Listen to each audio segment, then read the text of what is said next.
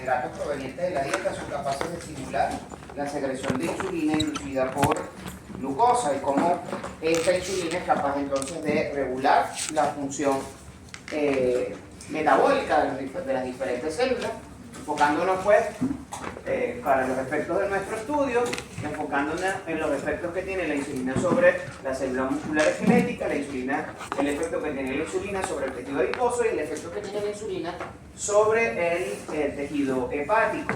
¿Okay? Y bueno, en el examen pasado nosotros estudiamos todos los destinos metabólicos de la glucosa, tanto en el músculo esquelético como en el hígado, como en el tejido adiposo, y hasta ahora habíamos discutido cómo se transportan los lípidos a través de la sangre, mediante la formación de las diferentes lipoproteínas.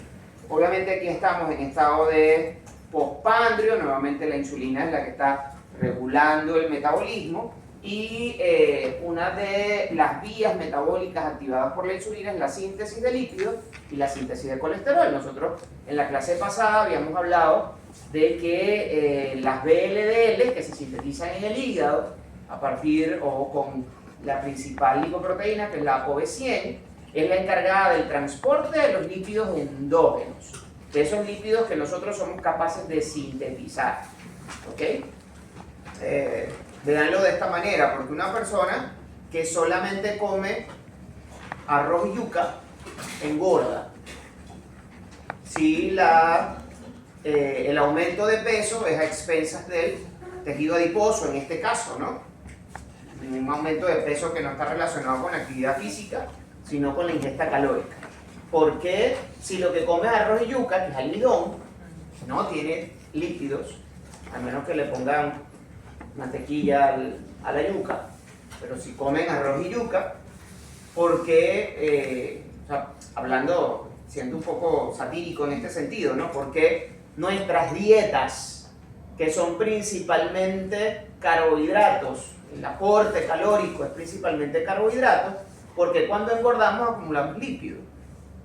¿Por qué grasa? Bueno, porque esas grasas, esos ácidos grasos y esos triacilglicéridos son sintetizados a partir del exceso calórico provisto en forma de carbohidratos. Ese exceso de carbohidratos que nosotros ingerimos se va a convertir en lípidos. Esos lípidos pueden ser principalmente triacilglicéridos, pero también somos capaces de sintetizar colesterol. Entonces, ¿cómo llegamos hasta allá? ¿Aló? Hola, doctora Astrid, dígame.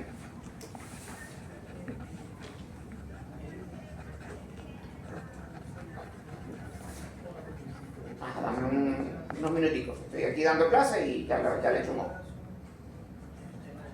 Bueno.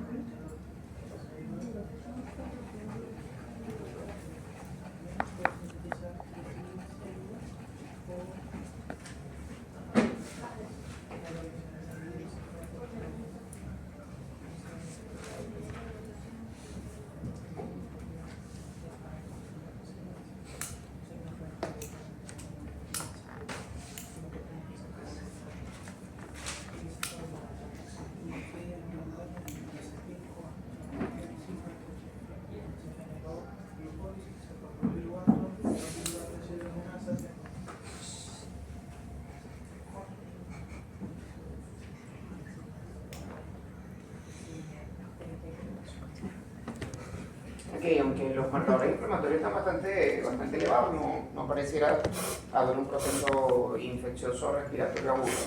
Pero bueno, lo que podemos hacer es iniciar la terapéutica. Si quiere, me da una hora y entonces yo le paso las indicaciones del tratamiento. Hay que así definitivamente canalizar la realización de la tomografía de tórax contrastada y que se me hagan los marcadores de autoinmunidad tiroidea, porque esa enfermedad tiroidea que hoy viene habla mucho de una enfermedad tiroidea autoinmune que creo que no se ha hecho diagnóstico de eso. Ok, entonces, ya nosotros habíamos comentado, entonces, esos lípidos de síntesis endógena, ¿de dónde vienen? Vienen precisamente de la glucosa, quizás no directamente de la glucosa, porque a ver, el producto a partir del cual se sintetizan los ácidos grasos, que sintetizamos ácido palmítico, por ejemplo, es a partir del acetil-CoA, pero este acetil-CoA viene precisamente de la glucosa y por eso acá en este esquema nosotros tenemos ahí la glucosa como la fuente para la síntesis de los diferentes ácidos grasos y la síntesis de colesterol. Además de que, se los dije, se los dejo para estudio independiente. Los esqueletos carbonados, el esqueleto carbonado de la glucosa puede ser el elemento base para la síntesis de los aminoácidos no esenciales. Y estos ácidos grasos que son sintetizados a nivel del hígado van a ser almacenados en el tejido adiposo y la hipertrofia del tejido adiposo es lo que ocasiona la obesidad. Entonces, estos ácidos grasos que llegan al tejido adiposo a través de las VLDL, entonces van a ser esterificados con el glicerol fosfato, que se obtiene a partir de la glucólisis en el tejido adiposo para sintetizar los diferentes triacilglicéridos. Entonces, esa vía metabólica que conlleva la síntesis de los ácidos grasos es lo que nosotros conocemos como lipogénesis, que principalmente el principal ácido graso que nosotros vamos a sintetizar es el ácido graso de 16 carbonos saturados que conocemos como ácido palmítico o palmitato, porque realmente a pH fisiológico casi todo el ácido palmítico está disociado en palmitato y que se sintetiza a partir de la glucosa. Esto es una vía, la lipogénesis es una vía citosólica. ¿Y dónde se sintetiza el acetil-CoA? Cuando el acetil-CoA viene de la glucosa, ¿dónde se sintetiza? ¿Ah? En la mitocondria, a partir del piruvato por medio de la piruvato deshidrogenasa. Entonces aquí, en este caso, estos ácidos grasos van a venir a partir de la glucosa, estos acetil-CoA. Nosotros en la próxima unidad vamos a ver que podemos obtener acetil-CoA a través de los ácidos grasos también, pero para poder obtener acetil-CoA a partir de los ácidos grasos no puede haber insulina. Pues lo primero que tiene que ocurrir es la activación de la lipólisis en el tejido adiposo para a partir de esos ácidos grasos hidrolizados en el tejido adiposo generarse la beta-oxidación.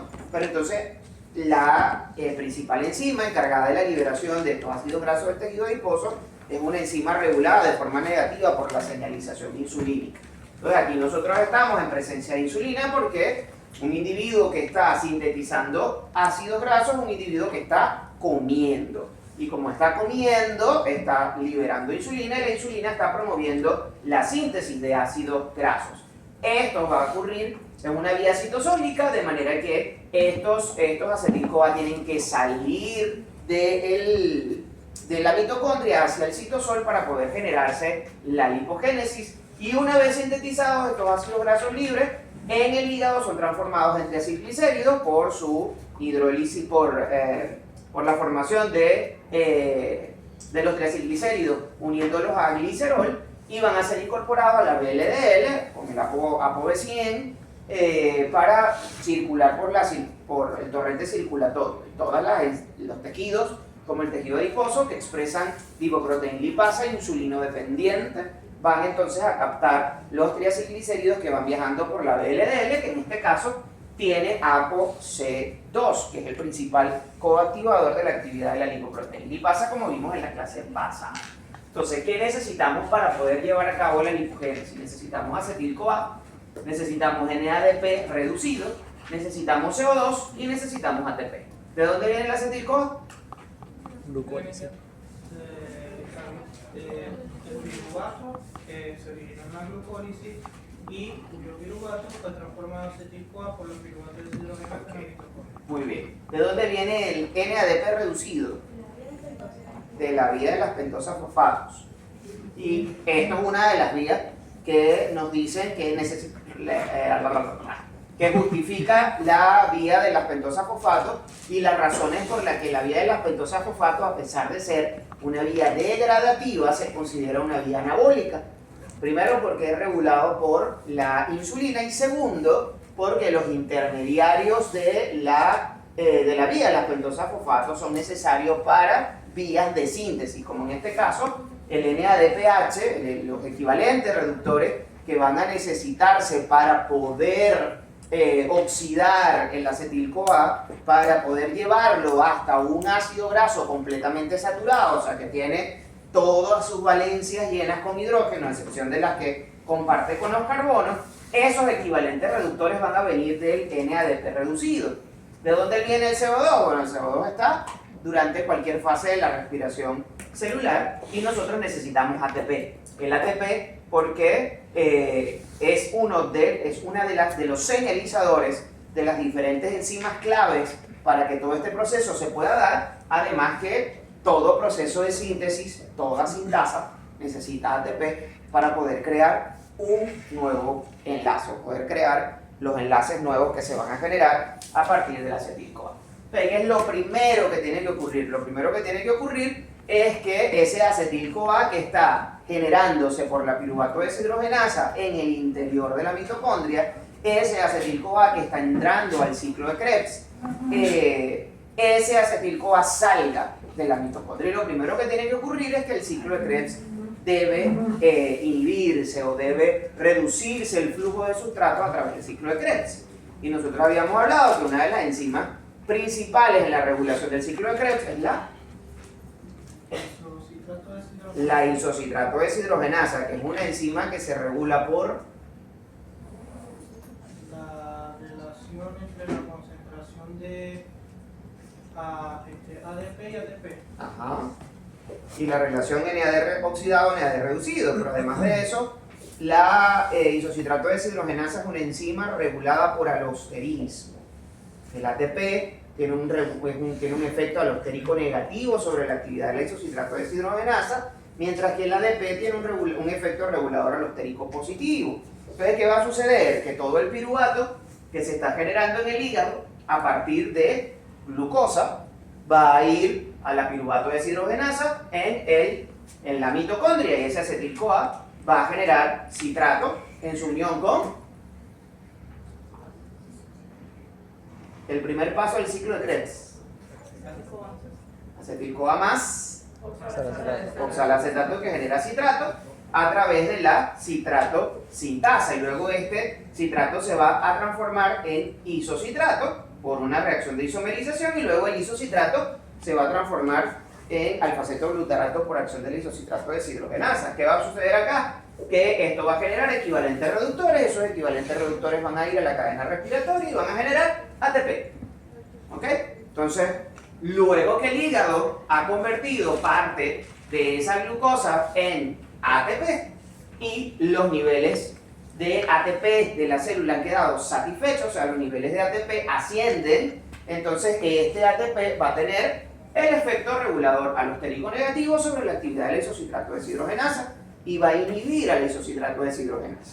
Si yo inhibo la isocitrato deshidrogenasa, ¿qué se va a acumular? ¿Ah? No, se va a acumular isocitrato. Se va a acumular isocitrato. Recuerden que lo que va a salir de la mitocondria tiene que tener un transportador. La membrana mitocondrial interna, lo hemos dicho en muchas oportunidades, es una membrana altamente selectiva. Muchos de los productos, nosotros ponemos esto aquí así como un circulito, ¿no? Pero ustedes tienen que saber que eso está regado por la mitocondria, alrededor en la matriz mitocondrial, ¿ok? Pero la mayoría de los intermediarios del ciclo de Krebs no pueden salir de la matriz mitocondrial porque no tienen un transportador para ello, ¿ok? Entonces se tiene que convertir en algo que sí pueda salir. Entonces, ¿qué pasa? El isocitrato se acumula. La reacción de la apolitasa es una reacción reversible. ¿Qué va a pasar? ¿Cómo se regula la actividad de las enzimas reversibles? Por gradiente de concentración. Si el isocitrato se acumula, Va a generar un gradiente de concentración. y Va a formar citrato. se va a convertir en citrato. ¿Por qué? El flujo de sustratos normalmente mueve los sustratos y las reacciones del ciclo de Krebs hacia adelante, hacia la conversión del citrato otra vez en oxalacetato, ¿ok? A que se den todas las reacciones de óxido-reducción necesarias para la síntesis o que este compuesto de 6 carbonos se vuelva a convertir en un compuesto de 4. O sea, todo eso se va a producir de manera o en dirección hacia el oxalacetato porque todas las enzimas están activas. Pero cuando la isocitrato deshidrogenasa se inhibe por la acción del ATP, la isocitrato deshidrogenasa es la que convierte el isocitrato en... ¿Ah? Ajá. ¿La isocitrato deshidrogenasa qué hace? No, ¿qué hace? Convierte al isocitrato en alfa-cetoglutarato. Correcto. Entonces, aquí este paso no se va a dar, porque la isocitrato deshidrogenasa está inhibida. Entonces se comienza a acumular el isocitrato. La reacción de isomerización entre citrato y isocitrato es una reacción reversible, y ya hemos dicho muchas veces, como ya nos los comentaron, que todas las reacciones reversibles se regulan por concentración de sustrato. Cuando hay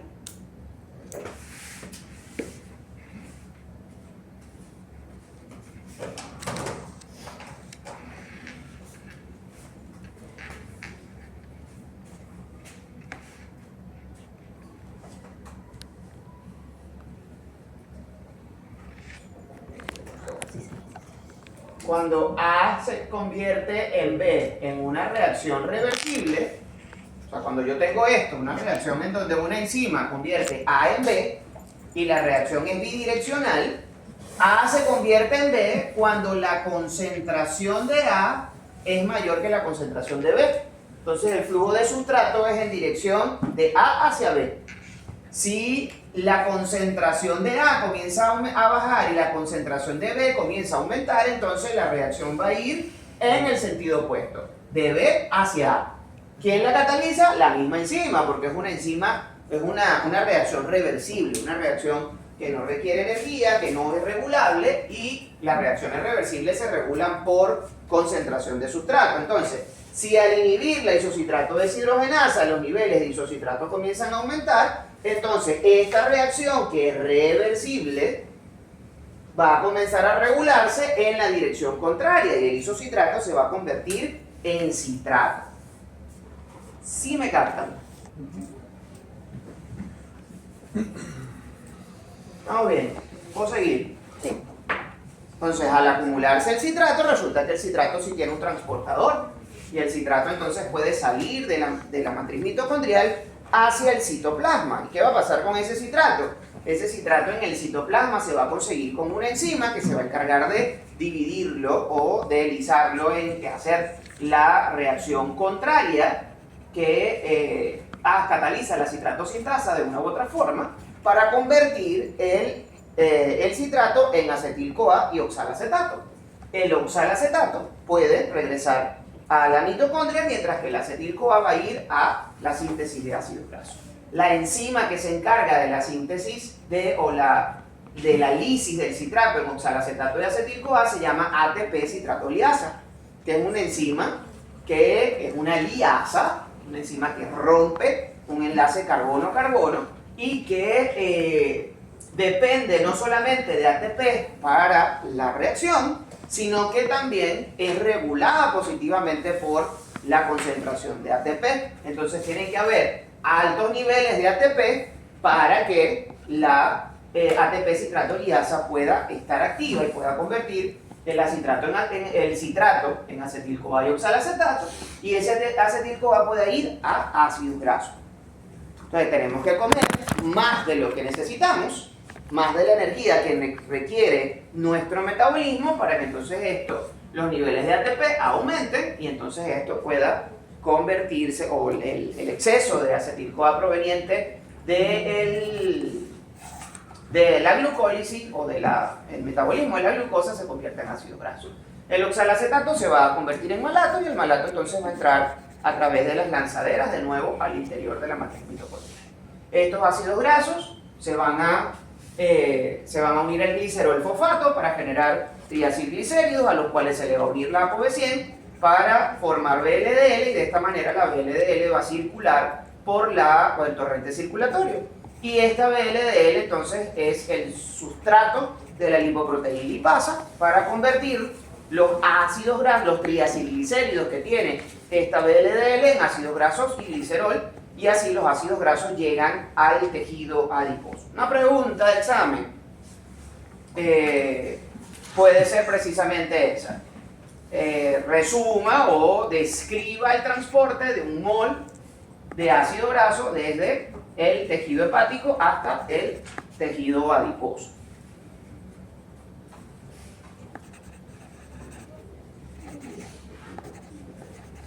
Entonces, ¿de dónde viene el acetil-CoA? El acetil-CoA viene de la glucólisis, que hace que la glucosa se transforme en piruvato.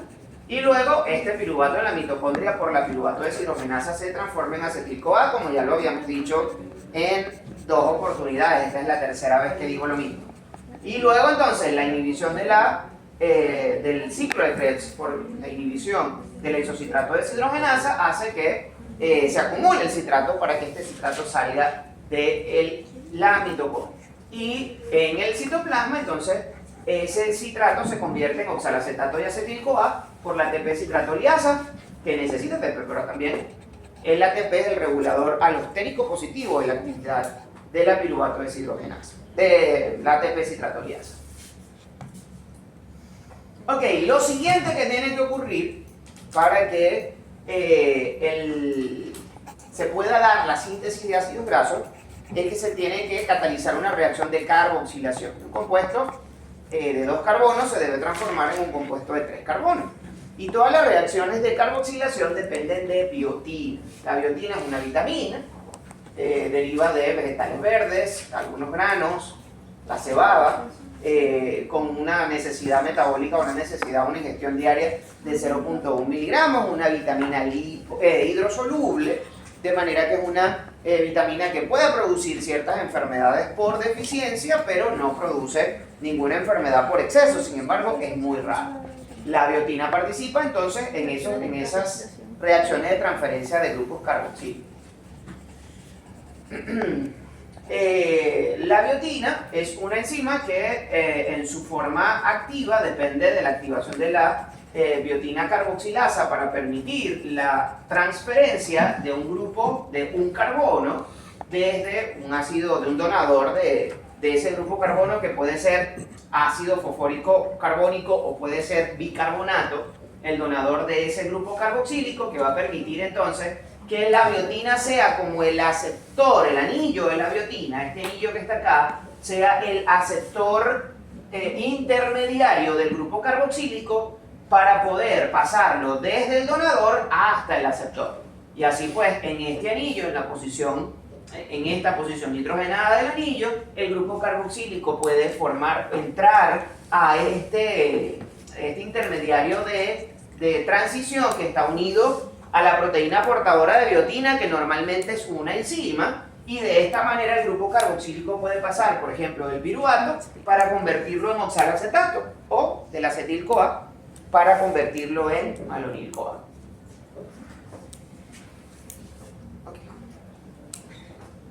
Entonces, esa reacción de carboxilación tenemos que tenerla presente porque es importante para el inicio del proceso de síntesis de ácidos grasos. Entonces, hasta ahorita hemos dicho que los ácidos grasos derivan del exceso de acetil-CoA, que provienen del exceso de glucosa. O sea, cuando los niveles energéticos de glucosa se han satisfecho, entonces los niveles de ATP aumentan, y estos niveles de ATP van a tener un efecto inhibidor sobre la isocitrato deshidrogenasa y un efecto regulador positivo, alostérico positivo, sobre la actividad del isocitrato de la ATP-citratoliasa, que va a llevar entonces al aumento de los niveles de acetil-CoA en el citoplasma.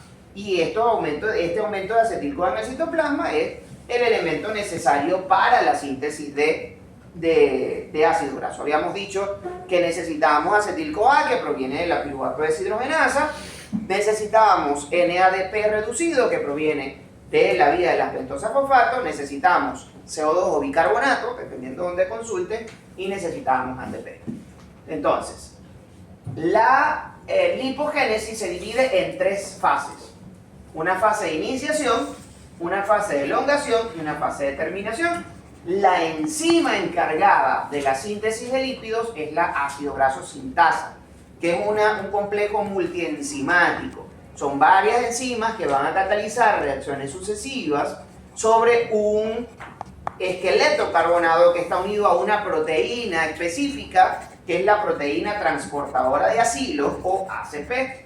Durante el proceso de iniciación, esta enzima va a catalizar la unión de un acetil-CoA y un malonil-CoA a la proteína transportadora de acilo. Luego, en el proceso de elongación, se va a ir sumando 2 carbonos por 2 carbonos por 2 carbonos en cada vuelta de síntesis para llegar a la síntesis de terminación cuando llegamos a los 16 carbonos necesarios para la síntesis del ácido palmítico, reacción que es catalizada por una tioesterasa. Luego, este palmitato se puede unir a una transferasa al glicerol-fosfato y cuando 3 palmitatos se unen a un glicerol-fosfato, entonces tenemos una molécula de triacilglicérido. Entonces les decía, la enzima es esta enzima que está acá, la ácido graso sintetasa. Pero nosotros tenemos otra proteína clave.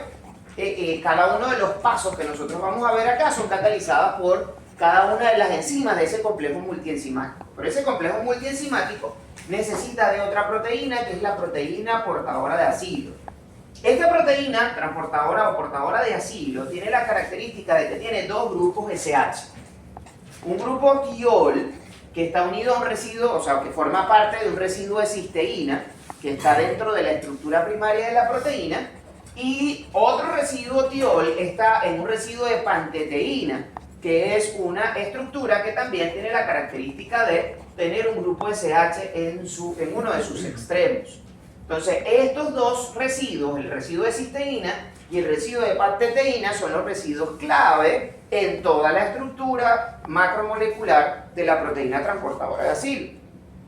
Entonces, en la iniciación vamos a tener un proceso en el cual una molécula de acetil-CoA que proviene del citrato, como ya vimos hasta ahorita, ¿sí? Citrato, el ciclo de Krebs, sale de la mitocondria, se divide en acetil-CoA y oxalacetato. Y ahí, entonces, este acetil-CoA, vamos a necesitar también un malonil-CoA. El malonil-CoA proviene de la unión del acetil-CoA con un CO2. Para eso es que les comenté las reacciones catalizadas por biotina.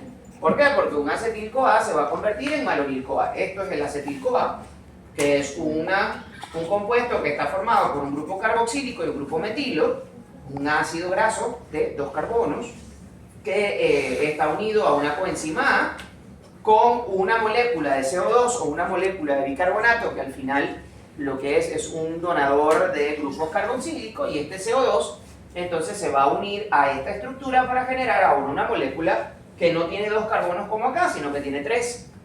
Y tiene un grupo carboxílico aquí unido a la coenzima A y un grupo carboxílico al final, que es lo que nosotros conocemos como malonil-CoA. Esa reacción es catalizada por la acetil-CoA carboxilasa, que depende de biotina, de ATP y necesita de CO2 como segundo sustrato.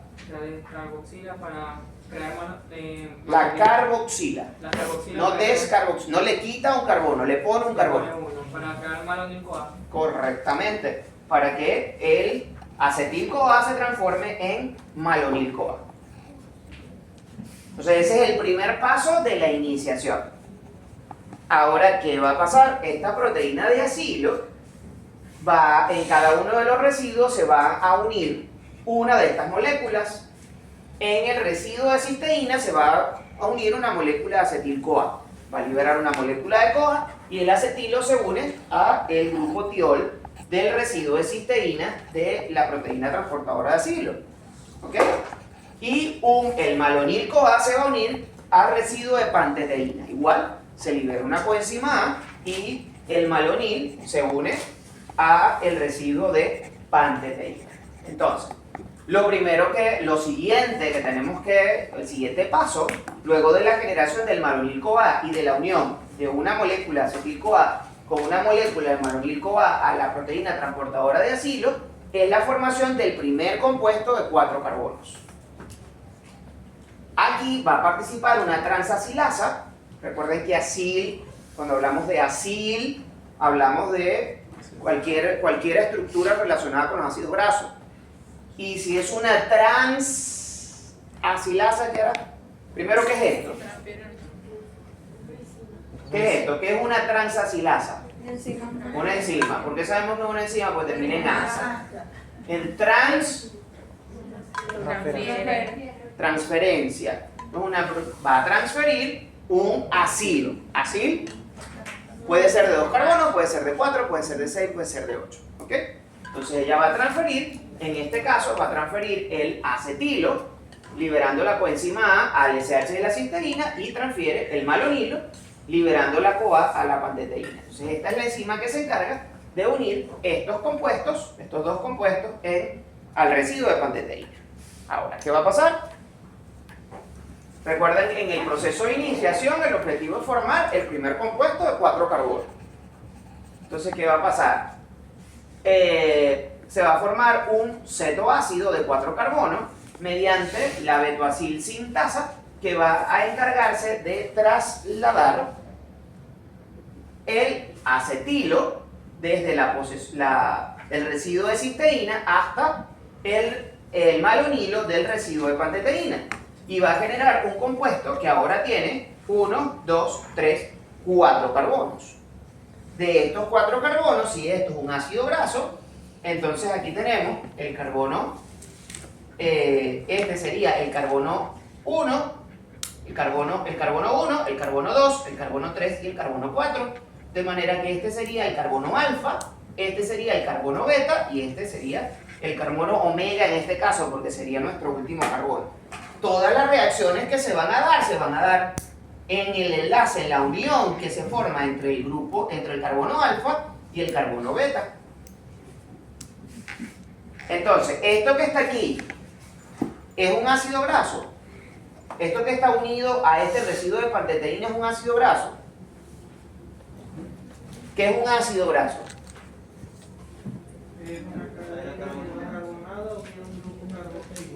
Una cadena hidrocarbonada unida a un grupo carboxilo. ¿Y esto qué es? No, es un grupo seco. Esto es un grupo carbonilo. Entonces esto que está acá no es un ácido graso unido al residuo de panteteína, porque aquí hay un grupo ceto. Entonces recuerden esto, un cetoácido. Esto es un cetoácido. Ahora este cetoácido hay que convertirlo en un ácido graso. Y es lo que vamos a hacer en las reacciones subsiguientes. Convertir este cetoácido en un ácido graso.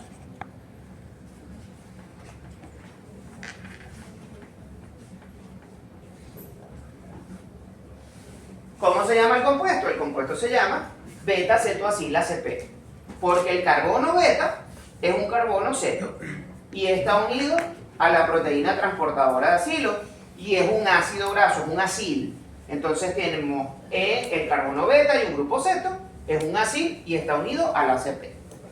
Pero si es un ácido graso. No, todavía no. Pero no es un ácido graso en esencia, en su estructura completa, porque esto no es un ácido graso, es un beta-cetoacil. Para que fuese un ácido graso tiene que ser un acil, ¿ok? Sin el grupo ceto. ¿Qué vamos a hacer? Vamos a transformar ese grupo ceto. En la primera reacción, una betoacil reductasa va a catalizar una reacción de óxido-reducción con el NADP como donador, como el NADP reducido como donador de equivalentes reductores. Los equivalentes reductores se van a meter aquí. Se van a meter aquí. Y se va a formar esto que tenemos acá. Un equivalente reductor de esto, un hidrógeno de esto, se mete aquí y va a formar un grupo hidroxilo, y el otro equivalente reductor se mete aquí para llenar todos los enlaces de ese carbono, del carbono beta. Entonces este carbono beta, ¿cómo se llamará ahora? Si hay un grupo, ahora no hay un grupo ceto, sino un grupo hidroxilo en el carbono beta. Beta, hidroxiacil, beta hidroxiacil ATP. En el carbono beta ahora hay un grupo hidroxilo. Entonces esto es un beta hidroxiacil ACP. ¿Eso es un ácido graso? Sigue sin ser un ácido graso. Tenemos que seguir transformando eso en un ácido graso. Entonces aquí otra de las enzimas del complejo multienzimático toma una molécula de agua y va a introducir, va a extraer una molécula de agua y va a sacar esto de acá y esto de acá para hacer una molécula de agua, generar una molécula de agua y va a generar un doble enlace entre el carbono beta y el carbono alfa. Entre estos dos carbonos se va a generar un doble enlace, entonces eso es un acil alfa beta insaturado, porque es un ácido, ahora sí es un ácido graso, pero es un ácido graso insaturado. ¿Por qué? Porque tiene un doble enlace entre el carbono alfa y el carbono beta. Entonces eso será un acil alfa beta insaturado. Acil porque es un ácido graso y entre el carbono alfa y el carbono beta hay un doble enlace. Ahora el ácido palmítico es un ácido graso saturado y la idea es generar una molécula de ácido palmítico. Entonces esa insaturación tiene que desaparecer. ¿Cómo desaparezco una insaturación? Metiendo dos equivalentes reductores acá. ¿Quién va a ser el donador de esos equivalentes reductores? Otra molécula de NADP reducido que también viene de la vía de las pentosafosfatos. Y esto, un equivalente reductor se mete aquí, un equivalente reductor se mete aquí para romper este doble enlace. Eso lo hace la enoil reductasa, que va a transformar ese ácido graso, ahora sí, un ácido graso saturado de 4 carbonos unidos al residuo de panteteína de la molécula, de la proteína transportadora de acil, que es el acil saturado. En este caso es un butiril. ¿Por qué? Porque tiene 4 carbonos. Entonces es un butiril ACP.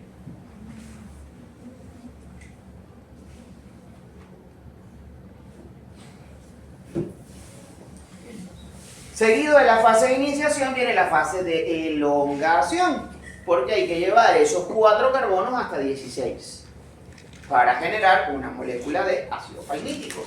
Entonces, ¿qué pasa? Lo primero es la acetilasa va a mover el residuo o el ácido graso en formación, el butiril, lo va a mover desde el residuo de panteteína hasta el residuo de cisteína.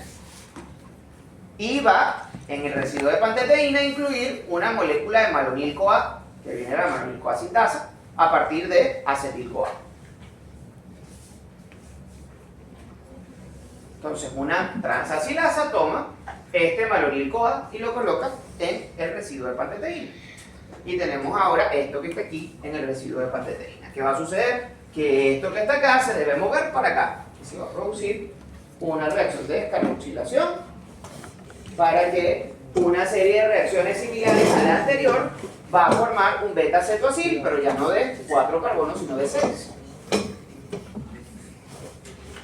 Entonces lo primero es mover esto de aquí para acá, que lo hace la beta-cetoacil sintasa, y vamos a tener esto que está acá. Ahora una molécula que tiene 1, 2, 3, 4, 5, 6 carbonos, pero no es un ácido graso. ¿Por qué?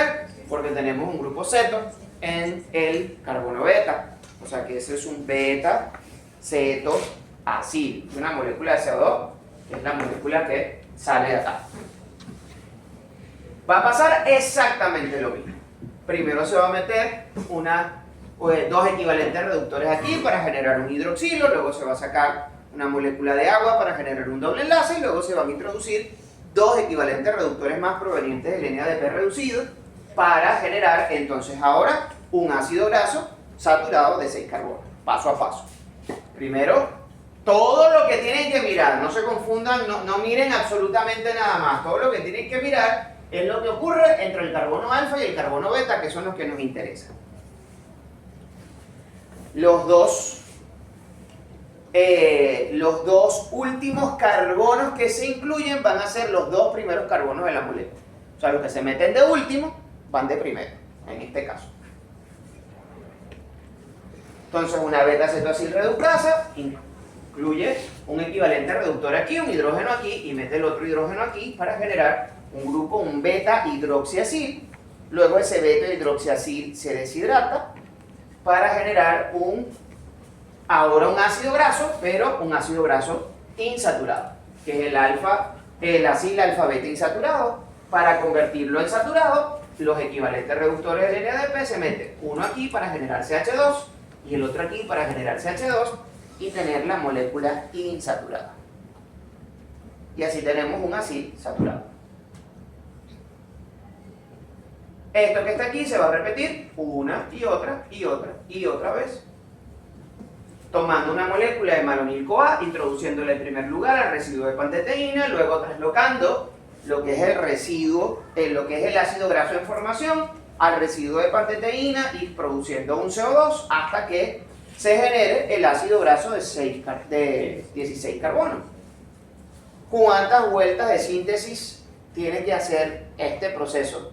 ¿Cuántas vueltas de elongación se tiene que dar para que se pueda producir una molécula de 16 carbonos? 4. Con 4 generas una molécula de 8. Porque vas metiendo de 2 en 2.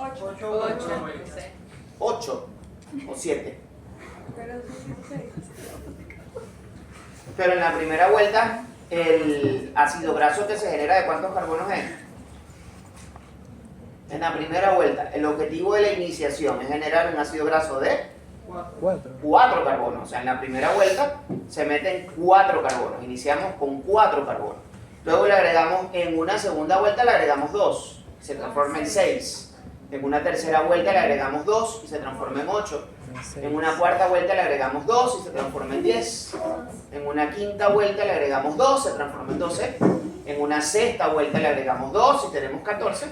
Y una séptima vuelta le agregamos 2 y tenemos 16. Porque en la primera vuelta la síntesis comienza con la unión de un malonilo con un acetilo, pero para generar una molécula de 4. Entonces un ácido graso de 16 carbonos requiere 7 vueltas de síntesis y 6 vueltas de elongación, si lo vemos bien, porque la primera vuelta es de iniciación.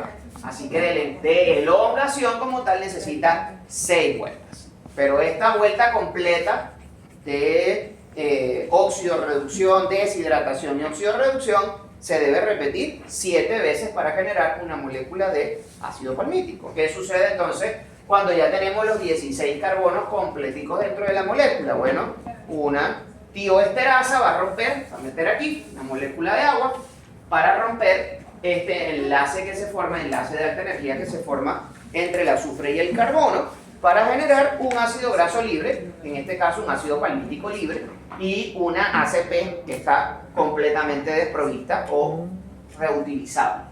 ¿Para dónde va ese ácido palmítico? Ese ácido palmítico va a ir para la síntesis de triacilglicéridos, va a ir para la síntesis de fosfolípidos y a partir de estos compuestos, entonces, la síntesis de ceramidas y esfingolípidos. Entonces, los ácidos grasos que se producen a nivel del hígado se van a esterificar con el glicerol fosfato para generar una molécula de triacilglicéridos, y esa molécula de triacilglicéridos es transportada por los VLDL a través del torrente circulatorio y gracias a la acción de la lipoproteína lipasa en el tejido adiposo y en el tejido muscular, esos ácidos grasos pueden ser liberados para ser nuevamente reesterificados y almacenados en forma de triacilglicéridos, principalmente en el tejido adiposo, que es esto que está comentando aquí abajo.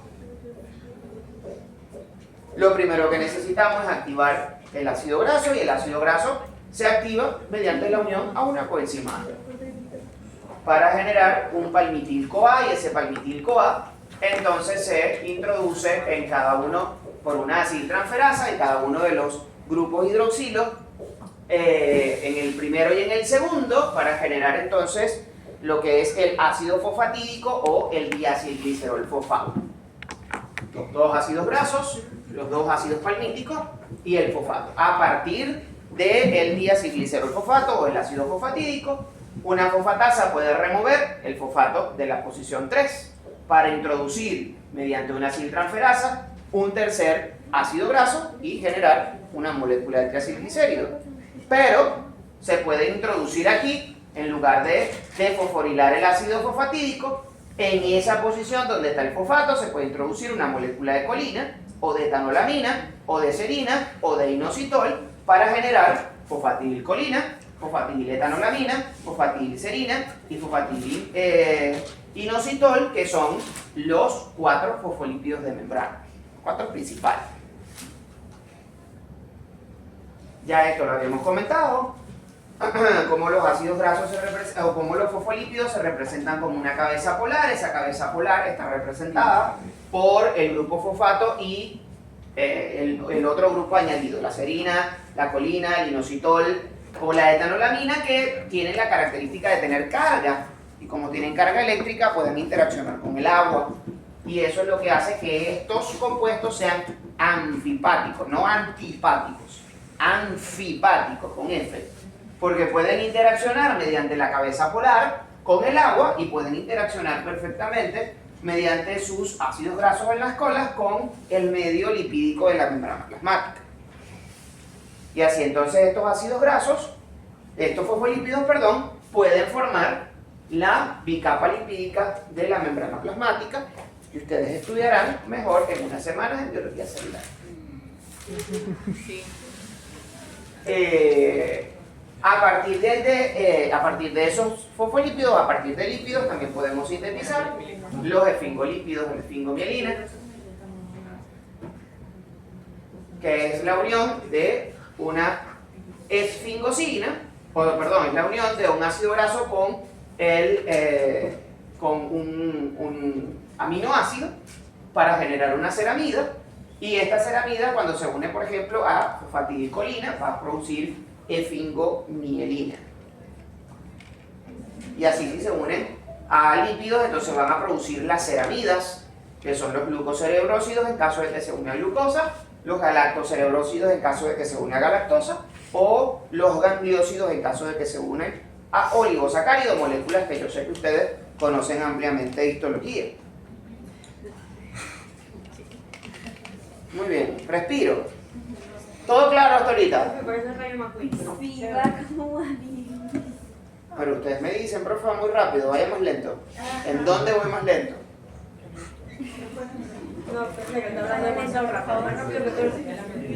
Ustedes saben qué pasa cuando yo voy, a ver si han aprendido a leerme, cuando yo voy muy rápido en algo, ¿qué pasa con eso? Que es algo que no voy a preguntar. Si yo voy muy rápido en algo, es algo que yo no voy a preguntar.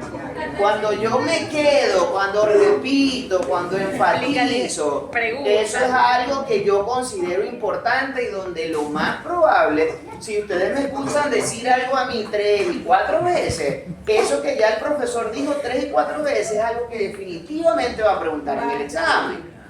Pero algo que el profesor no le presta mucha atención, no se detiene mucho, es porque no lo va a preguntar.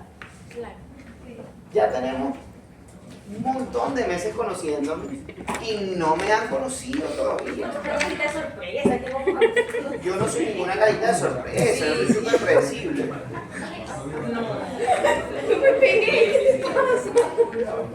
Ahora que los voy a poner a pensar, si ese es mi trabajo. Mi trabajo es ponerlos a pensar. Los teóricos, no, a mí no me sirven los teóricos.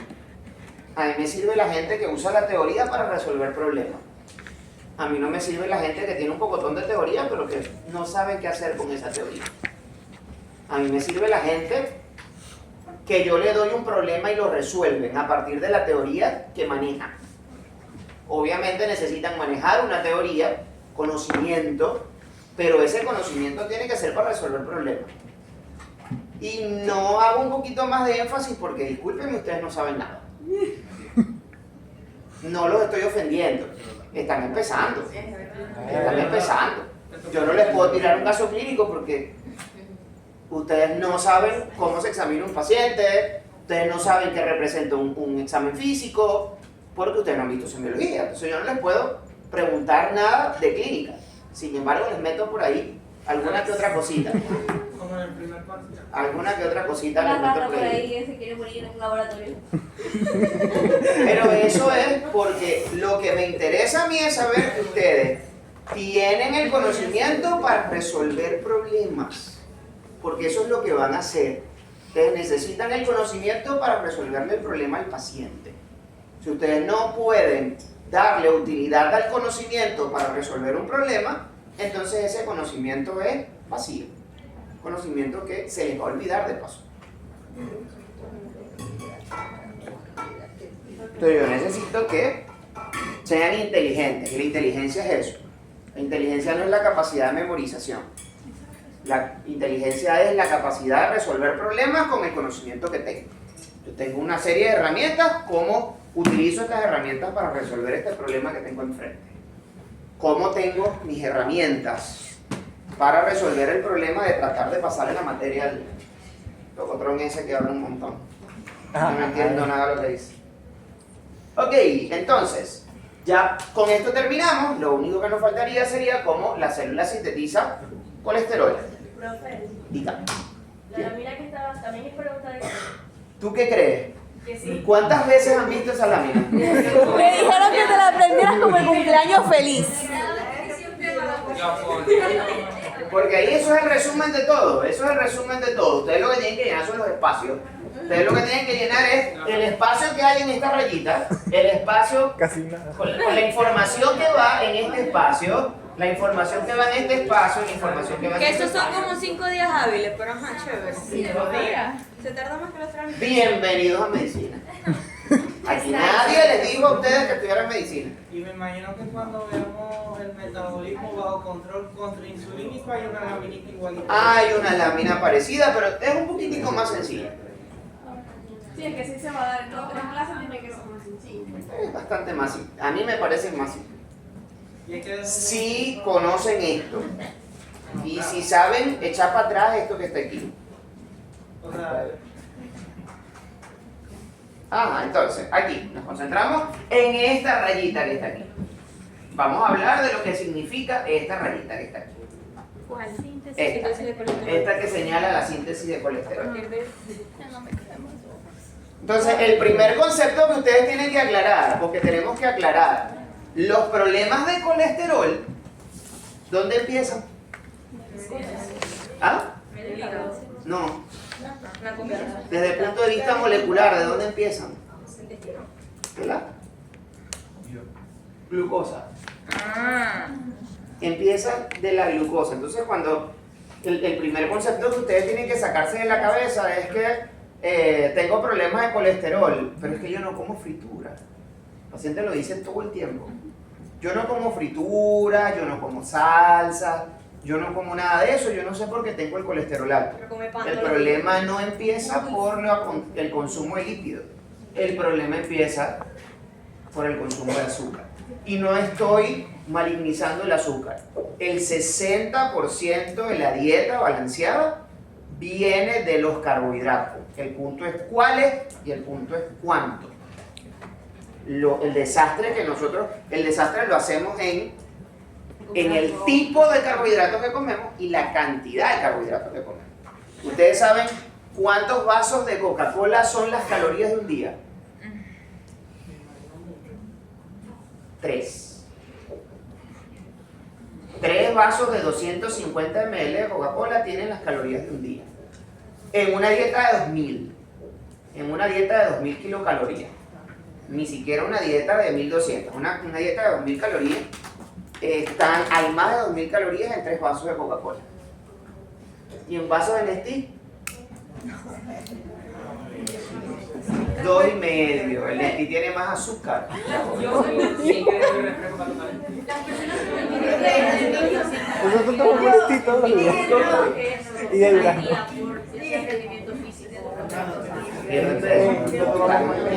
Están en negativo, están en balance energético negativo. Esa gratecita. Tiene más azúcar, gramo a gramo.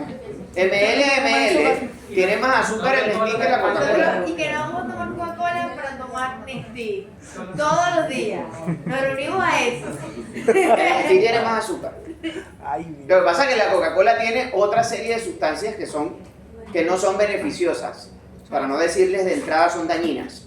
Pero el Nestlé tiene más azúcar que... Un vaso de Nestlé tiene más azúcar que un vaso de Coca-Cola. Se los voy a poner todavía más difícil. Vaso de jugo de naranja pasteurizado tiene más azúcar que un vaso de Coca-Cola. Qué guagua.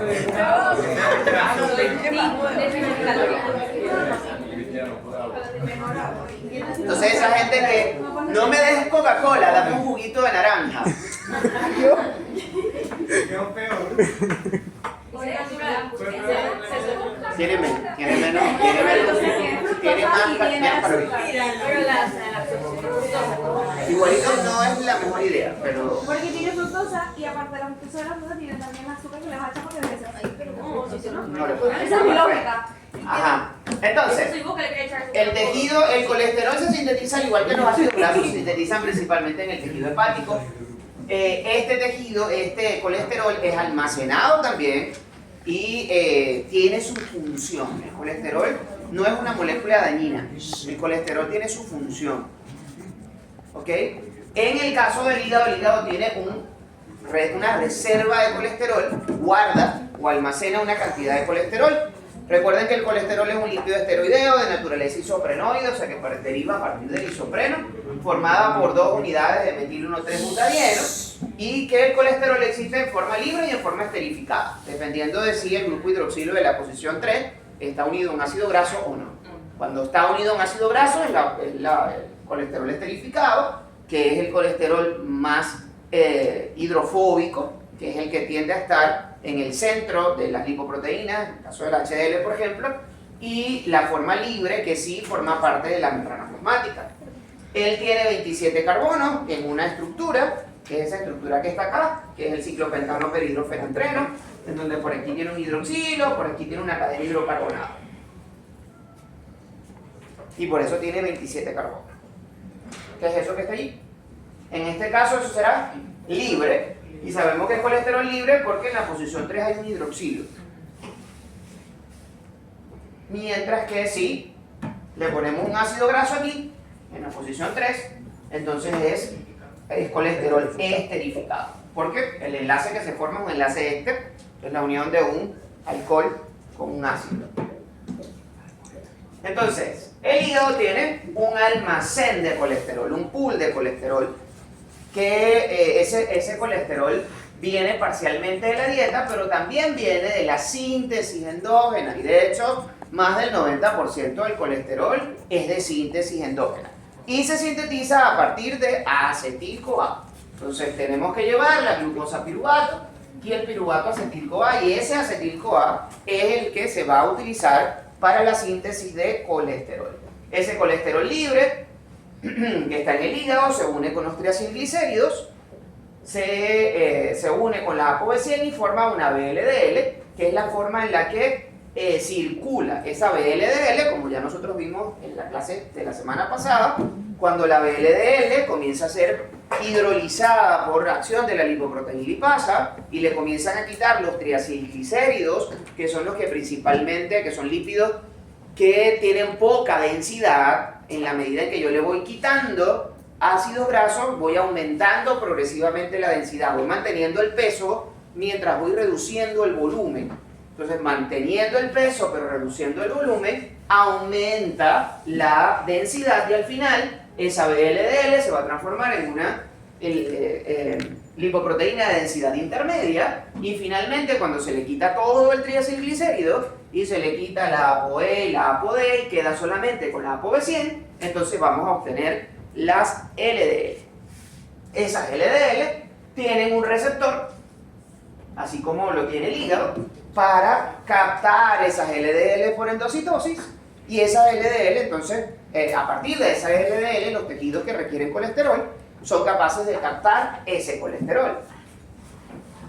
A partir del colesterol libre, a partir de este pool de colesterol, el hígado es capaz de sintetizar sales biliares, y el hígado tiene un receptor de LDL, que es cuyo ligando, ese receptor, el ligando de ese receptor es la ApoB100, no sé por qué las letras se cambiaron de color, no se ve tan bien, que va a permitir entonces que este colesterol que se sintetizó en el hígado y que salió del hígado en forma de VLDL, regrese al hígado en forma de LDL. Ahora bien, ¿qué pasa? Que este receptor de acá es regulado en baja, el colesterol es tóxico en grandes cantidades, destruye la célula. Entonces, cuando los niveles de colesterol están elevados a nivel del tejido hepático, este receptor es removido de la membrana, se saca de la membrana para que no siga entrando colesterol a la célula hepática y la célula hepática no no vaya a sufrir daño producto de la acumulación de colesterol en su interior. Y esa es la razón por la que ese colesterol aumenta significativamente. Aumenta significativamente. El otro receptor que tiene el hepatocito es el receptor de HDL, que pertenece a las proteínas ABC y es capaz también de captar las HDL mediante el transporte en reversa del colesterol para el almacenamiento en el tejido, en el pool. Decíamos en la clase de digestión cómo la fibra dietética puede ayudar a reducir el colesterol. Y lo decíamos, al reducir la circulación enterohepática de las sales biliares. Entonces, cuando la cantidad de sales biliares que perdemos en el intestino, porque las sales biliares se unen de manera irreversible a la fibra dietética y se eliminan por las heces, entonces el hígado necesita comenzar a mover el colesterol de su pool para sintetizar a partir del colesterol libre las sales biliares, y eso va a vaciar el pool de colesterol, y cuando el pool se comienza a vaciar, entonces la señal que removió el receptor de la membrana se revierte y el receptor de la LDL se vuelve a expresar en la membrana. Entonces la LDL que pasa por el hígado se une al receptor y la capta el hígado para poder rellenar su pool de colesterol, y eso hace que el colesterol circulante disminuya. No es tan efectivo, pero sí sirve. Entonces, ¿cómo digerimos el colesterol? Se digiere a partir de la dieta, tanto el colesterol libre como el colesterol esterificado. Parte de, como lo comentamos, parte de ese colesterol se va a esterificar con la bilis para formar las micelas digestivas a nivel de la luz, y la esterasa pancreática es la que se va a encargar de convertir el colesterol esterificado, el colesterol libre y un ácido graso libre para que se pueda absorber en el enterocito. En el enterocito, este colesterol se va a unir a los triacilglicéridos y a la ApoB48 para generar el kilomicrón naciente, y van entonces a circular en la linfa en forma de kilomicrón hasta que, igualito, van a ser metabolizados por la lipoproteína lipasa, y el kilomicrón remanente, que es el kilomicrón que queda, se va a unir a un receptor, que es el receptor de ApoE, a nivel del hepatocito para ser captado igual por endocitosis como se capta la LDL.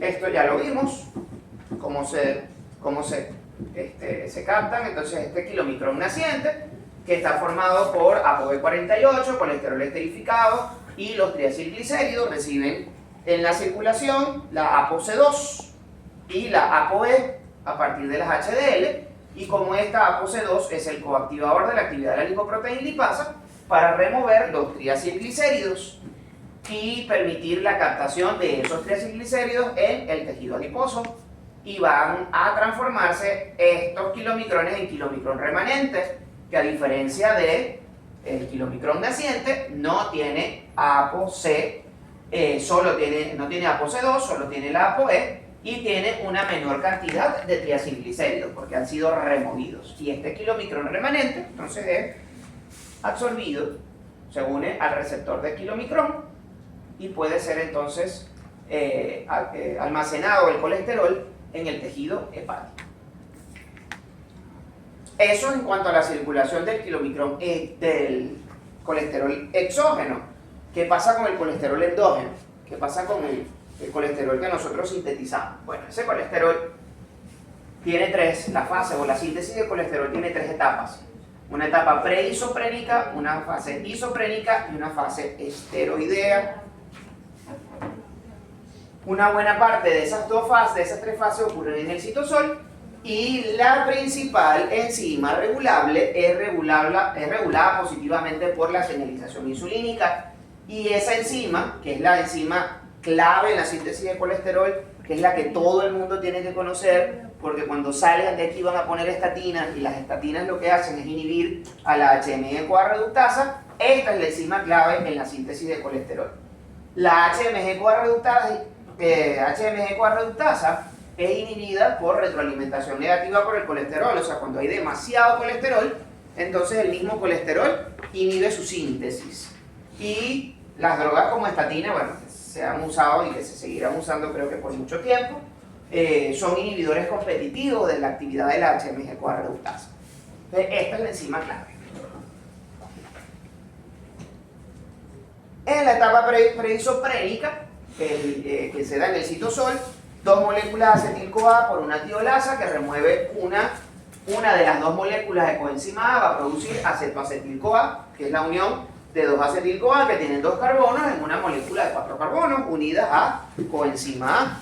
Luego la HMG-CoA citasa va a unir este acetoacetil-CoA con otra molécula de acetil-CoA, liberando una molécula de coenzima A y produciendo una reacción de hidratación para generar 3-hidroximetil-glutaryl-CoA, que es lo que significa HMG. Las siglas HMG significan hidroximetil-glutaryl-CoA. Hidroximetil-glutaryl-CoA. Entonces, luego este hidroximetil-glutaryl-CoA va a ser reducido por una reductasa, que es la HMG-CoA reductasa, o la hidroximetil-glutaryl-CoA reductasa, que es la enzima clave, utilizando 2 moléculas de NADP reducido que vienen de las vías de las pentosas fosfato. Entonces necesitamos NADP para sintetizar colesterol. Nuevamente, otra vía de síntesis que utiliza uno de los intermediarios y va a producir esta molécula de 6 carbonos que se conoce como mevalonato. Esta es la enzima clave. La HMG-CoA reductasa es la enzima clave, que es la que se encarga de reducir el 3-hidroximetil-glutaryl-CoA a mevalonato, utilizando 2 equivalentes reductores provenientes de la vía de las pentosas fosfatos. Esta HMG-CoA reductasa es inhibida por acción de las estatinas de manera competitiva, por colesterol en retroalimentación negativa y por el glucagón, que por su vía de señalización inhibe o fosforila la HMG-CoA reductasa para inhibirla, mientras que la insulina y las hormonas tiroideas promueven la actividad de la HMG-CoA reductasa. Ese mevalonato en la fase isoprénica se va a transformar en un compuesto que es el que se conoce como el isoprenol. Ese mevalonato va a sufrir una descarboxilación para transformarse en isopentilo pirofosfato, luego es una transferasa, transfiere esto que está aquí, es el isopreno, esta molécula que está acá, esta molécula hidrocarbonada, ramificada, insaturada, eso es lo que se conoce como el isopreno. Entonces, cuando una sustancia está conformada por estructuras similares a esta, se conocen como isoprenoides. Esta primera fase de la síntesis de colesterol es una fase isoprenoide, por eso se llama isoprénica, fase isoprénica porque es para generar una estructura similar al isopreno, y vitaminas como la vitamina A y la vitamina E son isoprenoides. En su estructura tienen unas cadenas hidrocarbonadas que asemejan a una repetición de varias veces de esta estructura que conocemos como isopreno. La vitamina A y la vitamina E son también lípidos isoprenoides. Entonces, el geranil pirofosfato de 10 carbonos se transforma en un farnesil pirofosfato por una farnesil pirofosfato que utiliza esto que está acá, es una estructura de 5 carbonos, el isopentil pirofosfato. La unión de 2 isopentil pirofosfatos genera geranil pirofosfato, que es de 10 carbonos. Y la unión de otro isopentil pirofosfato al geranil pirofosfato genera farnesil pirofosfato, que es de 15 carbonos, y la unión de 2, entonces va a generar el escualeno, que es una estructura de 30 carbonos, pero fíjense cómo la estructura isoprenoide, fíjense cómo aquí tienen una estructura que se parece a esto, y por eso el escualeno es una estructura isoprenoide. Y en el escualeno termina la fase isoprénica y pasamos a la fase esteroidea. Las 2 fases anteriores, la iniciación y la fase isoprénica, se dan a nivel del citoplasma, pero la fase esteroidea se produce en el retículo endoplásmico. El objetivo es convertir eso que está allí en el anillito, en el ciclopentano perhidrofenantreno. Entonces el escualeno va a convertirse en lanosterol, luego en simosterol, hasta generar el colesterol. a partir del 7-dihidrocolesterol, que es parte de los intermediarios, podemos sintetizar la vitamina D a nivel de la piel, en interacción con los rayos ultravioleta del sol. Y ese colesterol que se sintetiza allí, ese colesterol libre, ejerce una retroalimentación negativa a la actividad de la HMG-CoA reductasa. Entonces acá, para que lo veamos con las estructuras, una molécula de 2 carbonos que se une a la coenzima A, sale una coenzima A y 2 de estas, entonces forman el acetoacetil-CoA. Luego otra molécula de acetil-CoA va a generar el 3-hidroxi, fíjense acá. Nosotros contamos, este es el grupo carboxílico, 1, 2, 3, 4, 5, ¿qué hay?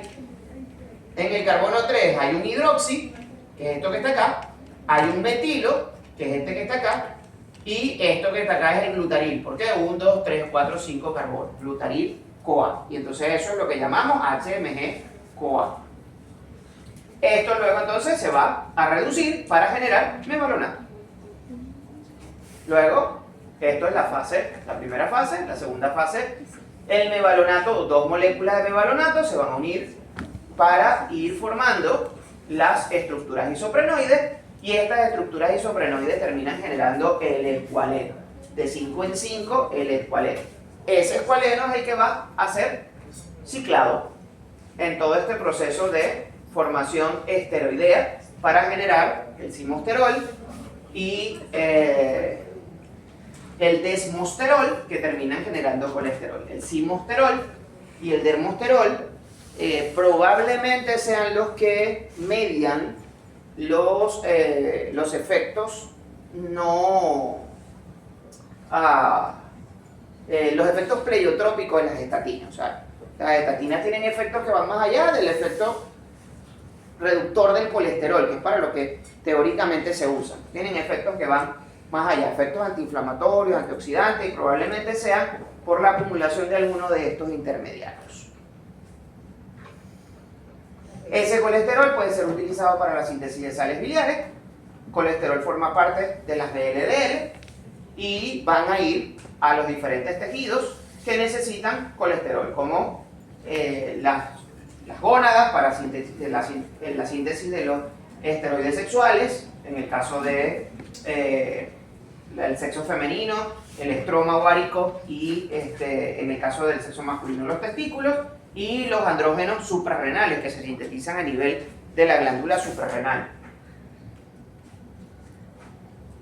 La glándula suprarrenal es una glándula que está en el abdomen. Si en algún momento llega al abdomen, en anatomía.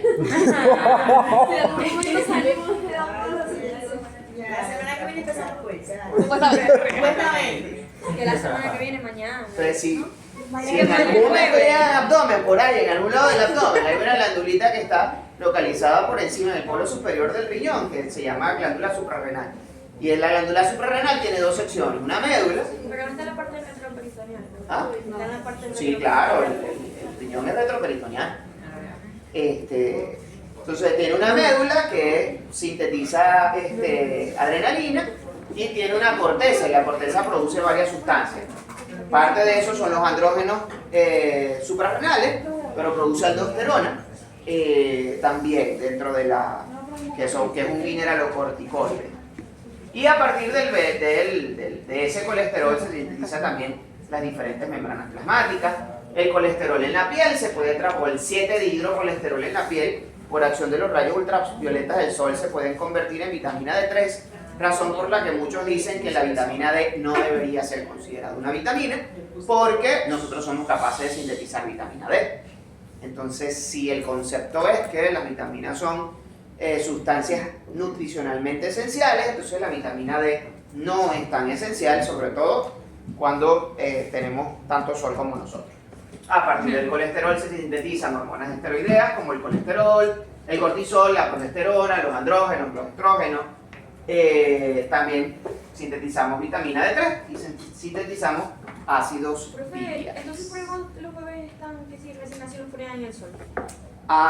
Pero eso tiene otra finalidad. La finalidad es estimular el metabolismo de esas sales biliares y de los pigmentos biliares, como la bilirrubina. que los recién nacidos, algunos recién nacidos se puede producir hemólisis, porque por ejemplo, ¿qué va a pasar? ¿Qué le va a pasar a un chamito que sea de una mamá O y el chamito es A, porque su papá es A? Sí. Debería saberlo porque ustedes hicieron un trabajo sobre el sistema ABO. Si en algún momento, o sea, si mamá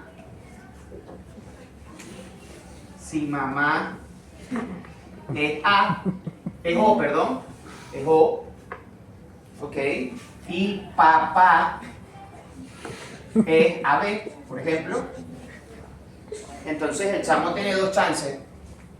O se une O con A y el chamo es A, o se une O con B y el chamo es B. ¿Ok? Sí, en el caso de un O con una B. ¿Qué pasa? ¿Qué es A? ¿Qué es esto? Tú te metiste en ese paquete. Solita. Hice una pregunta. Bueno, Y yo te mi estoy pregunta es contestando, porque yo te voy a no sé. contestar la pregunta, yo te voy a contestar la pregunta. Pero con tu ayuda. No, sí. ¿Qué son estos? ¿Qué es A y B? ¿Qué es esto? ¿Y qué son? Antígenos, son antígenos. Wow. Pero resulta que mamá O, ¿cuántos antígenos tiene mamá O? Cero, ninguno, no tiene antígenos. ¿Ok? En cambio el chamo sí, el chamo, cuando nosotros estamos en el vientre de mamá, nosotros somos un cuerpo extraño. ¿Por qué somos un cuerpo extraño? Porque el chamo es mitad mamá, mitad papá.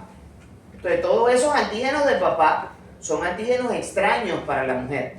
Si en algún momento, que eso no debería, en condiciones normales no debería ocurrir, pero si en algún momento la sangre fetal pasa al torrente circulatorio materno, mamá va a reconocer este A y este B, como ese A o ese B, como un antígeno extraño y va a producir anticuerpos. ¿Qué pasa? Que en el caso de la incompatibilidad ABO, los antígenos ABO tienen estructura similar a muchos otros antígenos que hay en el ambiente. Entonces se considera que casi todas las madres O están sensibilizadas. ¿Qué pasa? La primera vez que nosotros producimos un anticuerpo, los anticuerpos que se producen son tipo IgM. Los IgM son proteínas de alto peso molecular que no atraviesan la barrera placentaria. Son muy grandes, no pueden atravesar la barrera placentaria. Pero cuando mamá se vuelve a exponer a esos antígenos, entonces ella va a madurar la respuesta inmunológica y va a convertir o va a switchar el antígeno, ya no va a ser IgM, sino de tipo IgG. La IgG es un anticuerpo monovalente y mucho más pequeño. Entonces puede atravesar la placenta, atraviesa la placenta y llega al torrente, estos anticuerpos llegan al torrente circulatorio del chamo, ¿ok? Entonces, estos anticuerpos anti-A se van a unir al antígeno A de la sangre del chamo, porque el chamo es A, porque papá es A. Entonces, estos anticuerpos se van a unir aquí y los va a marcar. ¿Qué va a pasar? Un eritrocito marcado, cuando pasa por el vaso lo retira de la circulación y eso va a producir hemólisis. Y la hemólisis termina liberando hemoglobina, que es la proteína de la sangre. Y esa hemoglobina, cuando nosotros la vamos a metabolizar, producimos dos cosas. El grupo M, que es donde está el hierro, que se recircula, y la globina, que es la parte proteica. Esta globina se transforma en bilirrubina. ¿Ok? La bilirrubina tiene que ir al hígado. Y en el hígado, esta bilirrubina no conjugada o indirecta se debe conjugar en el hígado para que se elimine la bilirrubina conjugada, se elimine por riñón.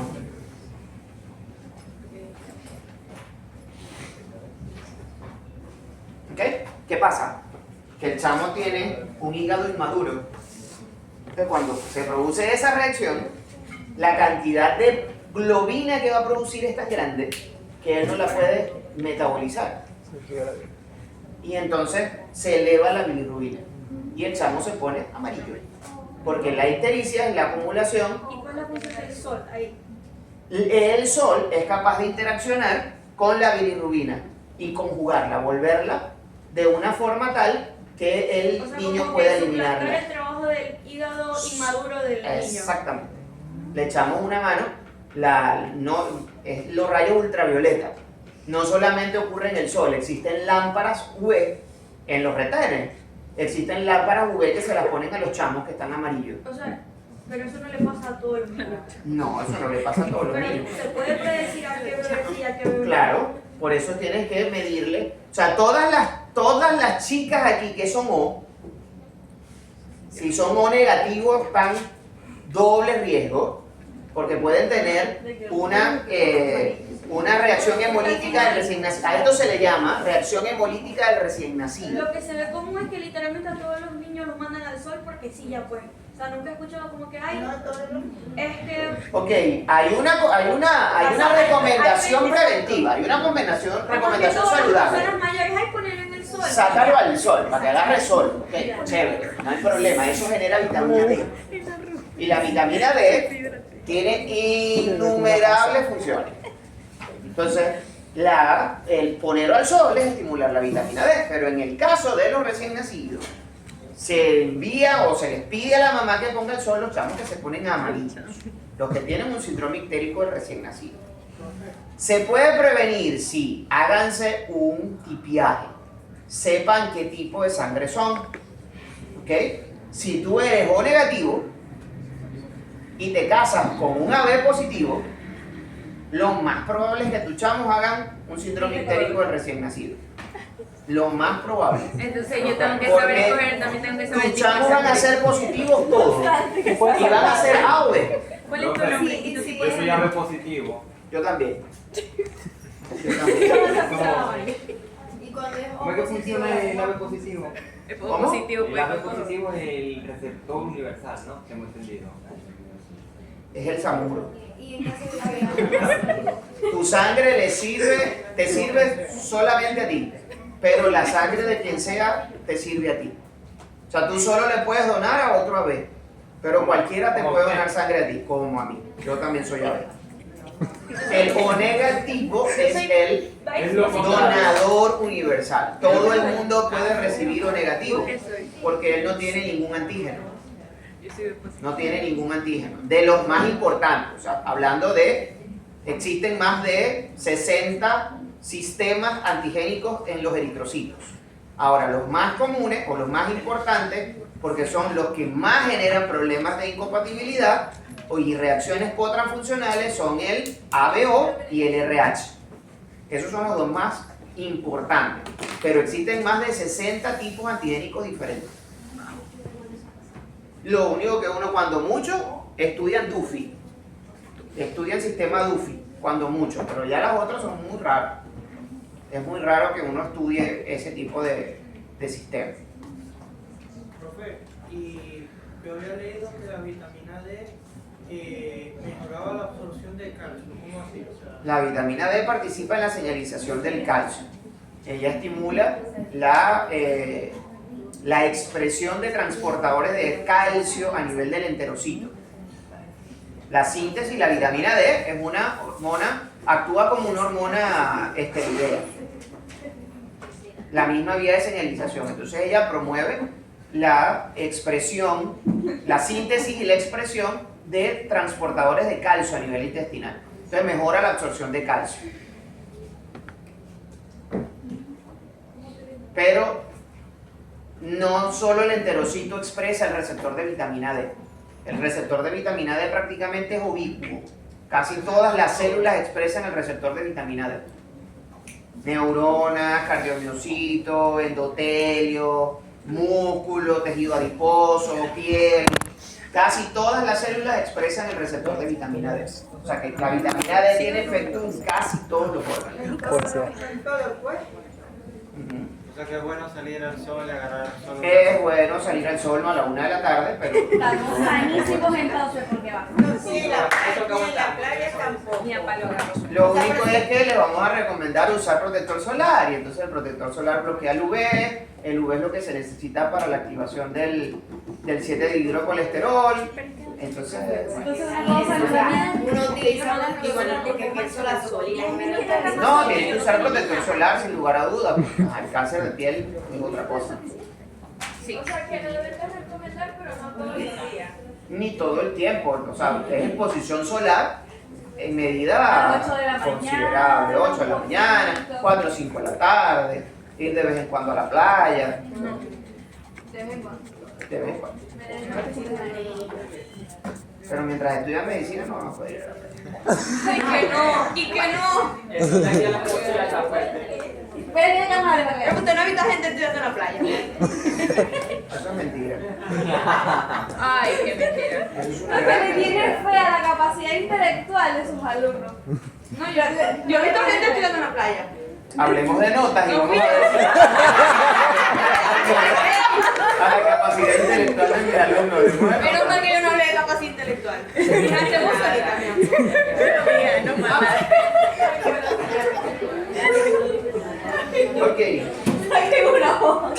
nos vemos el martes al examen. Mañana no hay clase. No, mañana es el aniversario de la apertura de la universidad.